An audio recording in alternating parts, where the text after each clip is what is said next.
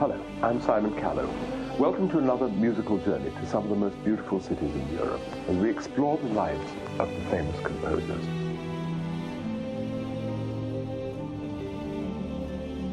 By looking at the places where the great composers lived, loved, and worked, we can gain an insight into what makes their music what it is. 헬싱키에서 상트페테르부르크까지는 그리 멀지 않습니다.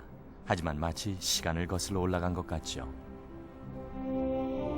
Welcome to Classical Destinations. I'm Matt Wills, and this is St. Petersburg. This city is absolutely one of the most beautiful cities in the world. This whole place is like one great museum, and you could spend weeks here and not see all of it.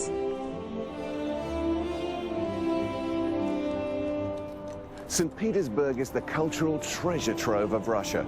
In its relatively short history, it's produced a wealth of ballet, theatre and opera companies, singers, writers, dancers, orchestras. There are over 500 palaces here. And the music, Rimsky-Korsakov, Borodin, Mussorgsky, Glinka, and of course Tchaikovsky are just some of the greats that this city has to offer.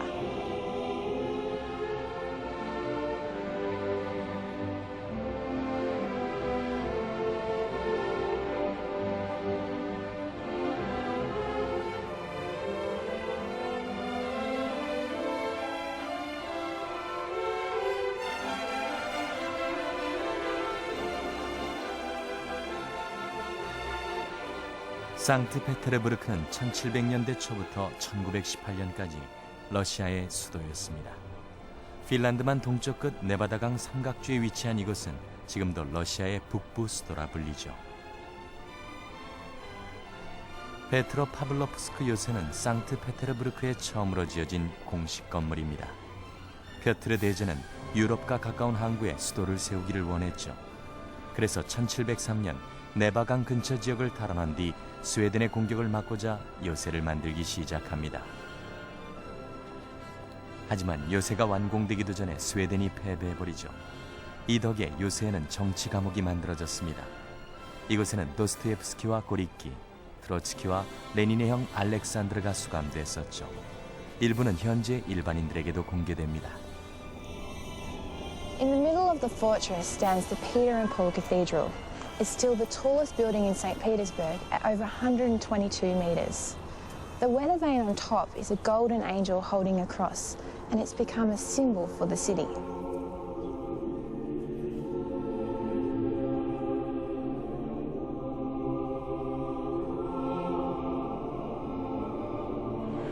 The cathedral is the burial place of all the Russian emperors and empresses, from Peter the Great right through to Nicholas II, the last Tsar, whose remains were found only a few years ago. Now this little cutout in the marble here is where the DNA sample was taken to see if Nicholas's remains were of genuine royal lineage.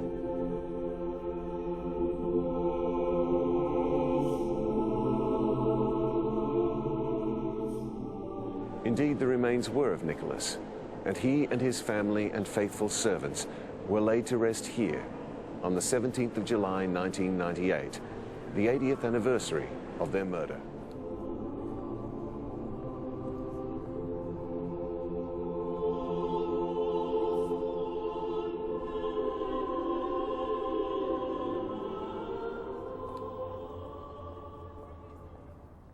상트페테르부르크는 소란스러운 300년의 역사를 지닌 도시입니다. 이 나무 오두막은 상트페테르부르크가 처음으로 건설되고 있던 당시 펴트르 대제를 위해 지은 것이죠. 그는 5년 동안 때때로 이곳에 살았습니다. 그리고 이곳을 떠날 땐 다른 건물을 지어 이 오두막을 보존하라고 했죠.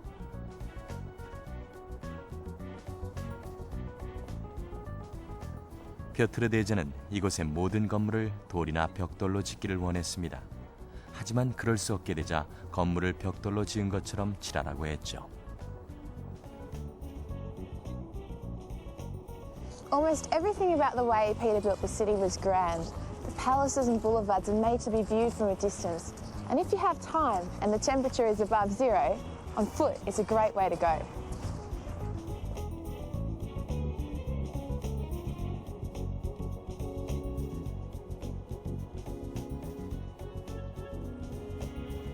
Long before Peter the Great came along, in the year 1240 in fact, a Russian by the name of Alexander of Novgorod was supposed to have defeated the Swedes on this very spot and earned for himself the title Nevsky, which means of the Neva. Now, the actual battle took place about 20 kilometers away, but Peter founded this monastery behind me in the year 1710 in honor of Alexander's victory. 표트르 대제는 우수한 신부들을 길러내는 이 수도원을 자랑스러워했습니다. 이런 이유로 이것은 인류 학교에만 붙여지는 이름인 라브라로 불리게 됐죠.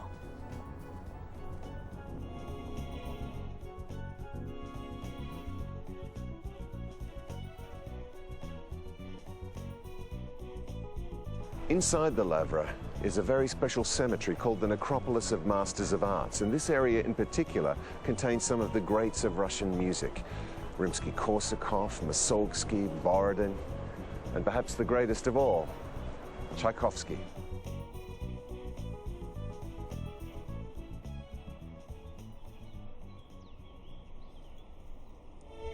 This grave belongs to a man not all that well known outside of Russia, but whose influence on those who followed was huge. 미하일 글린카는 러시아식 고전음악을 만들어낸 작곡가입니다. 1804년 돈 많은 상인 가문에서 태어난 그는 젊은 시절을 서유럽의 고전음악에 심취해 보내죠.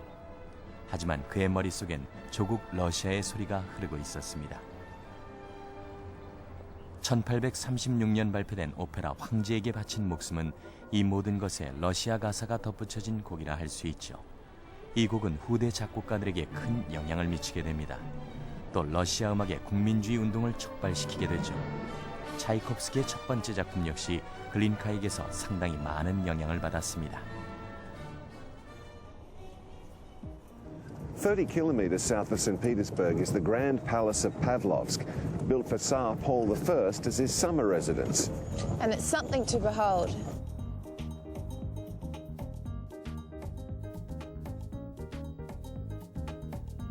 이곳 2층은 19세기 러시아 집의 내부를 전시해 놓은 것 같습니다. 가장 매력적인 곳은 짜르 파벨 1세의 아내 마리아 펴도르브나의 방이죠. 이곳에는 독특한 18세기 물건들을 많이 볼 수 있습니다. 황제의 삶을 엿볼 수 있는 좋은 곳이죠. 2차 대전 당시 독일인들에 의해 여러 곳이 훼손됐었지만 지금은 잘 복원돼 있습니다.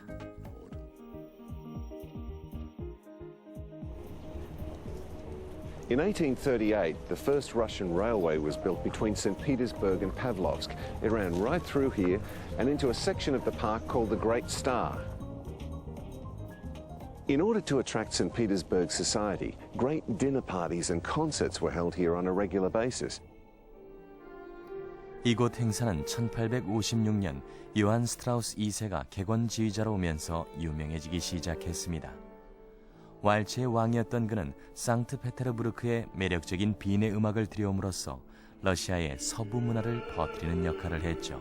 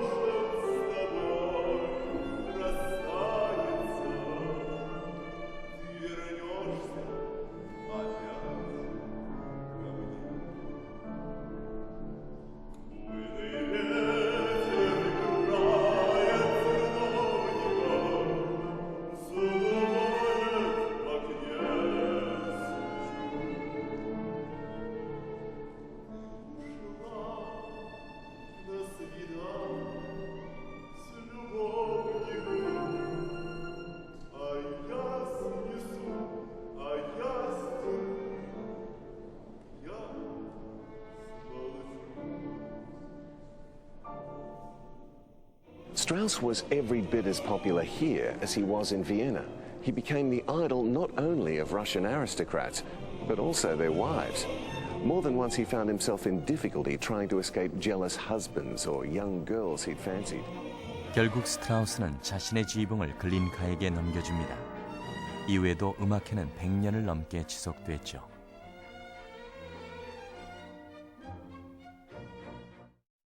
There are plenty of composers for whom composing is really just something to be done on the side. It's a bit like acting, really. Many in our hallowed profession still have to keep the day job. Alexander Borodin is a famous musical example. His day job was rather impressive. He was the professor of chemistry at the St. Petersburg Medical Academy from the 1860s and a world expert on things like the analogy of arsenical with phosphoric acid. After a busy day with his students and the test tubes, he'd come home, retire to the study, and tinker with an opera called Prince Igor, or perhaps the odd symphony or string quartet. He took his time over it all, which is really rather a shame because he dropped dead while overexerting himself at a fancy dress ball in 1887 when he was just 53.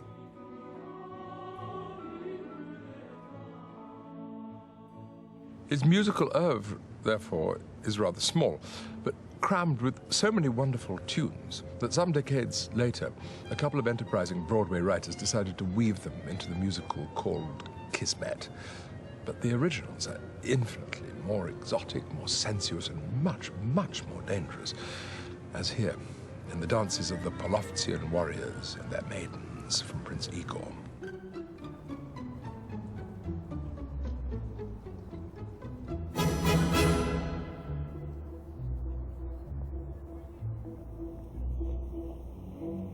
Art Square is a perfect example of the extensive planning which went into the making of St. Petersburg. It was designed by Italian-born Carlo Rossi, who spent most of his working life in Russia. 그래서인지 건물 비율과 정면 양식에는 남부의 고전적 우아함이 엿보입니다. 이 중 가장 뛰어난 것은 미하일로프스키 궁전이죠. 이것은 현재 러시아 박물관으로 쓰이고 있습니다. 미하일로프 광장에는 또한 1833년 세워진 말리, 즉 작은 극장이 있습니다. 이것은 현대 러시아 발레나 오페라의 초연이 이루어지는 장소로 좀 더 규모가 큰 경우에는 마린스키 극장으로 옮겨가죠. 말리 극장은 무소르크스키 극장으로도 불립니다. Now, Mussorgsky was a pretty interesting man too. He had a real job like so many of these early Russian composers. Well, at least to begin with. 1839년 태어난 무소르크스키는 군인이 되고자 했습니다. 하지만 1857년 발라키레프를 만나면서 군에서 나와 힘찬 소수라는 작곡가 모임에 들어가죠. 1868년 그는 오페라 보리스 고드노프를 작곡하기 시작해 1874년 초연에서 굉장한 성공을 거둡니다. 힘차고 선동적인 이 곡은 러시아 오페라 중 최고로 꼽히죠. Mussorgsky's drinking was a problem. It sapped his ability for concentrated work. The last few years of his life creatively were very patchy. In 1881, he suffered an alcoholic seizure in the street and was taken to hospital, where he died a month later, a week after his 42nd birthday.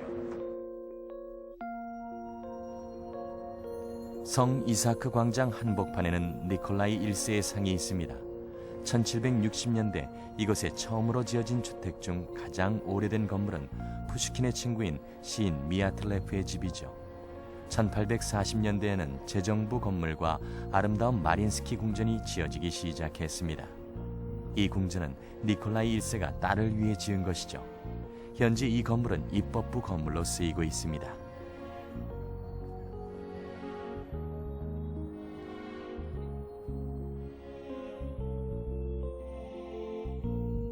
But the main attraction of the square is the magnificent St. Isaac's Cathedral. Commenced in 1818, it took 40 years to complete and is one of the greatest architectural constructions of its time, over 100 meters high and wide.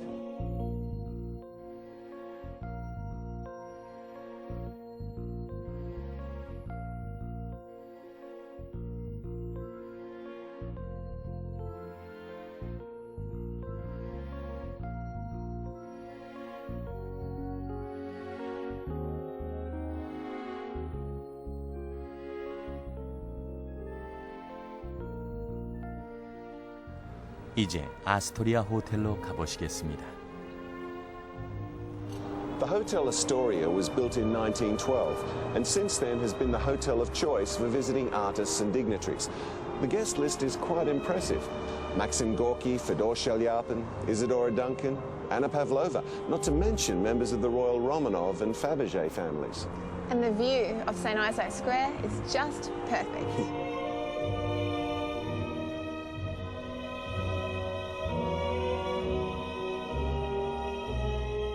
This is the Astoria's Tchaikovsky suite, where prime ministers, presidents and other heads of state stay when they're visiting St. Petersburg. This suite is really beautiful. Just take a look around.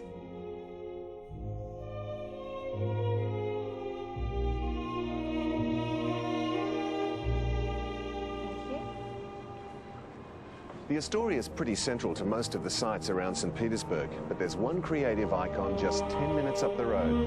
And I think I know exactly what you're talking about. Come on.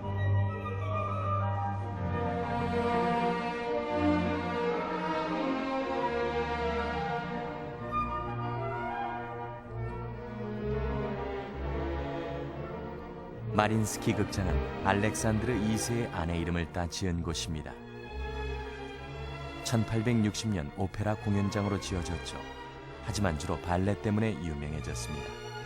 이것은 마린스키 발레단으로도 불렸던 유명한 키로프 발레단의 본부이기도 하죠. 지난 세기 말 이것은 니진스키, 파블로바와 함께 전성기를 맞았습니다.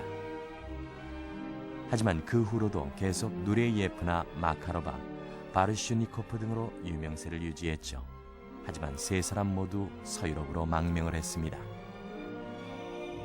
Here in the main square of St. Petersburg, Palace Square, you can see some great examples of how different architectural styles have been combined to stunning effect. Over here behind me on the northern side is the magnificent Baroque Winter Palace, built in 1762. 남쪽에는 칼로시가 1819년에서 1829년 사이에 지은 고전적 그림색 건물이 있습니다. 참모본부로 쓰였던 것이죠. 또 다른 고전적 건축물인 개선문은 상트페테르부르크 대로 네브스키 거리로 이어집니다. 서쪽에는 해군 본부가 있으며 중앙에는 당당한 알렉산드르 기둥이 서 있죠. 이것은 600톤이 넘게 나가는 붉은 화강암 기둥으로 1834년 이것을 들어올리기란 쉬운 일이 아니었습니다. 여기 있는 천사의 얼굴은 짜르 알렉산드르 1세의 얼굴을 모델로 한 것이라고 합니다.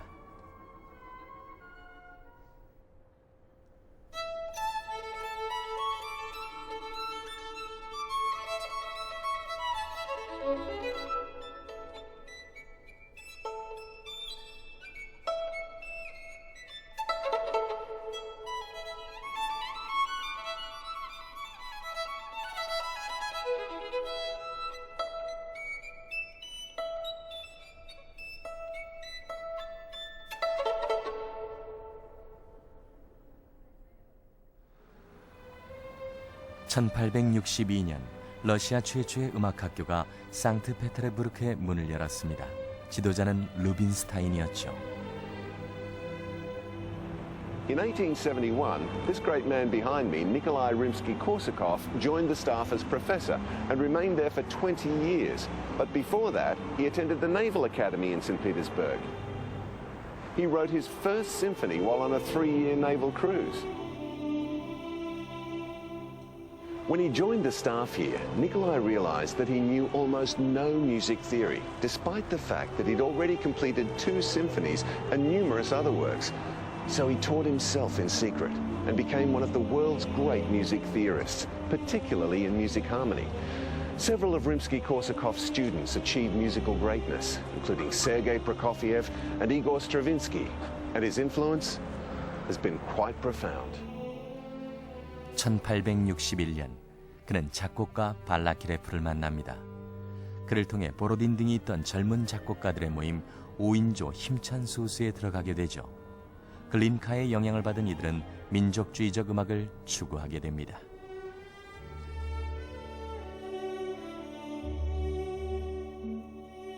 This was the final residence of Nikolai Rimsky-Korsakov, and he lived here for 15 years. It's now a museum with a fabulous assortment of memorabilia that gives you a bit of an insight into the life of the man.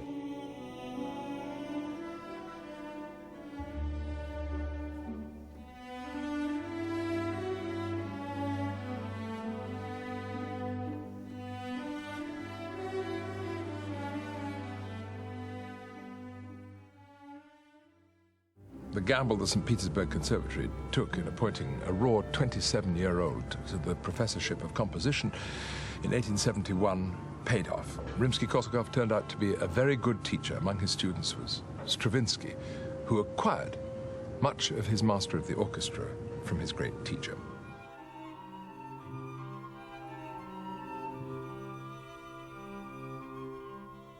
You hear this best in Rimsky's symphonic suite Scheherazade, based on stories from the Arabian Nights as told by Madame Scheherazade herself. Her new husband, the Sultan Harun al-Rashid, has executed all his former wives on their wedding night. To avoid their fate, she tells him cliff-hanging tales throughout the night.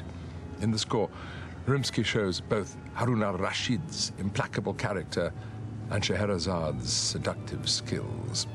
He is charmed. She lives.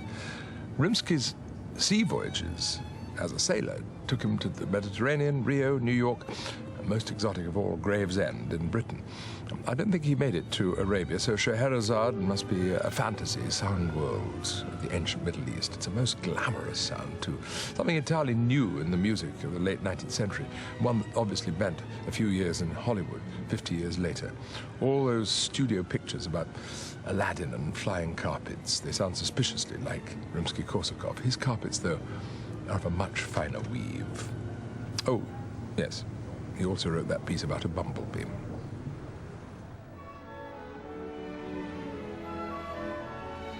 (1944년) 이곳은 그의 탄생 100주년을 맞아 이름을 림스키-코르사코프 국립음악학교로 바꾸었습니다.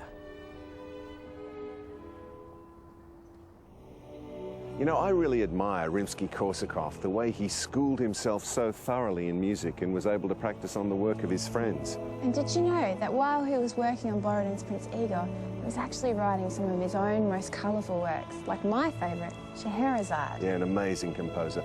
Well, we hope you've enjoyed this little snapshot of St. Petersburg. As you can see, it's a city rich in culture and the arts.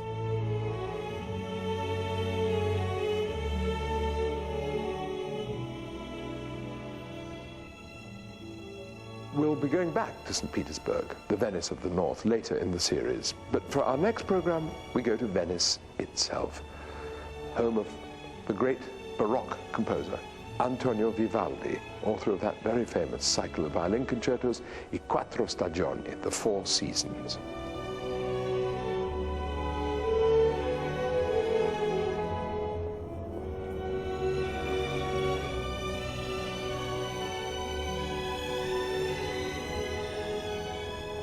Venice, our next classical destination. So, it's goodbye from Matt and from Nikki and from me, Simon Callow. See you then.